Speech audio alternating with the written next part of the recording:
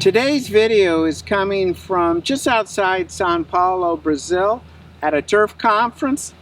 We're going to look at the major turf grasses used in Brazil.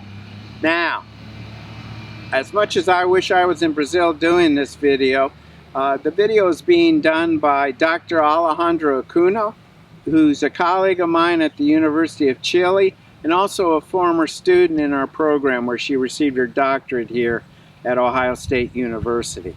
So I think you'll find it very interesting and applicable to what we're talking about in this class. Good afternoon, everyone. This is Alejandra Cunha, former OSU student, and here with Turfgrasses, Brazil. And we are with Roberto Bucher. So Roberto, please talk about what is your position here in Brazil and your company related with. Sure, my name is Roberto Bucher. I am an agronomist. I graduated here many years ago, and I worked for Turfgrasses, which is a large sod producer in Brazil for many years, and now I work for a company in the United States, and we develop new varieties of grass. But I still have a lot of good friends and ties here in Brazil, so I come here almost every year, but I work in the US now. Good, thank you. So I wanted to ask you, which are the most common turfgrass species that you can find here in Brazil? And if you can mention them and show them. Yes, so we have 4 main grasses that are more common here in Brazil. And actually, this is a good place because I can show you the grass. So come over here, let me show you. This is a zoysia grass. It's called Esmeralda. It's a common zoysia grass, but it represents about 80% of the Brazilian market. It's very good. It's a medium texture. It's not too fine. It's not too coarse, but it's a very good. And many of the producers produce this grass here. It goes for residential mostly.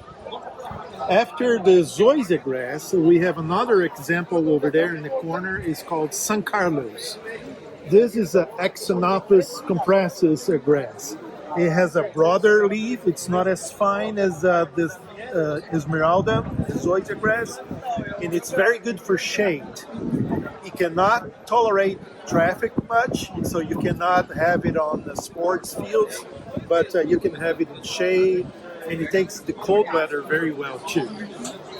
Then after that, we have the Bermuda grasses. This is a good example. It's called Celebration Bermuda grass. It's a Bermuda developed in the United States, but it's been produced here for many years. It has a finer texture, and it's very good for sports and golf because it recovers after the damage very well. It's very quick, it's very fast to recover. It's an example of a Bermuda grass. And lastly, the last used one is fine texture zoysia. This is a zoysia that it's much finer. It's not like the Esmeralda. It's much finer, but again, very good for smaller residences and areas, very good for shade too. Not as good as San Carlos, but also very good, and has a very good disease resistance too. So those are the 4 types of grasses. Again, the Esmeralda represents about 80%, and then San Carlos, and then the Bermudas and fine grasses.